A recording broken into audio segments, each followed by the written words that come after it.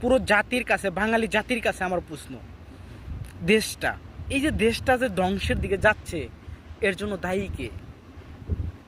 আমি এক নাম্বার দায়ী করবো বিএনপিকে।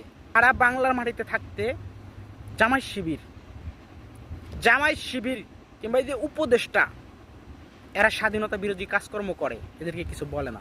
অথচ এরা সব জায়গায় দাবি করে জিয়া রহমান স্বাধীনতার ঘোষক ছিলেন। হ্যাঁ, আমরা এটা অস্বীকার করব না। জিয়া রহমান বঙ্গবন্ধুর কথায় স্বাধীনতার ঘোষণা দিয়েছিলেন। স্বাধীনতায় জিয়া রহমানের অনেক অবদান আছে। যদি আপনারা এটা বিশ্বাস করেন, আপনারা যদি ৭১কে বুকে লালন করেন, তাহলে আপনারা দলমল বুঝি না, ডাইরেক্ট রাজাকারদের বিরুদ্ধে যুদ্ধ ঘোষণা করেন। শুনলেন তো সবাই, 4 আঙ্গুল ছেলে কথা বলে আকাশচুম্বী। যে আমলে তুই পয়দাই হোস নাই, যে আমল তুই দেখোস নাই, যে আমল তোর বাপ দেখে নাই, যে আমল তোর মা দেখে নাই, তুই সে আমল নিয়ে কথা বলিস কিভাবে? কোন সাহসে? হ্যাঁ, অজানা কথা কিভাবে বলিস?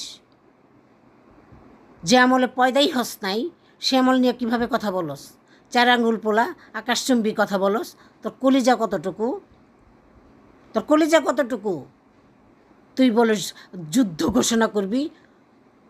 একটা যুদ্ধ না, এমন ঘোষণা করায় তোমার যুদ্ধ এমনভাবে শিখিয়ে দিমু, জিন্দিগিতে যুদ্ধ শব্দ মুখ দিয়ে বলতে পারবি না।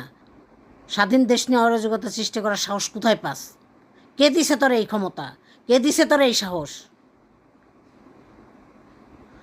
শুনলেন তো আপনারা, সবাই তো শুনলেন কি অরাজকতা। এরাই অরাজকতা সৃষ্টি করে, নেশা করে, নেশাখোর, রাস্তায় ফুটপাতে পয়দা, ফকিন্নির বাচ্চা।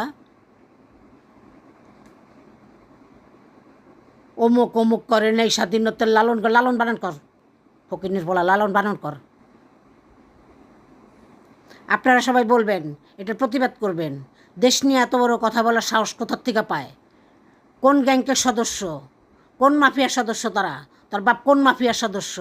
এটা উদ্ঘাটন করে একে এক্ষুনি আইনের আওতায় আনা হোক। এক্ষুনি, এক বিন্দু মাত্র লেট চলবে না। অসভ্য ছোট লোক ফকিন্নির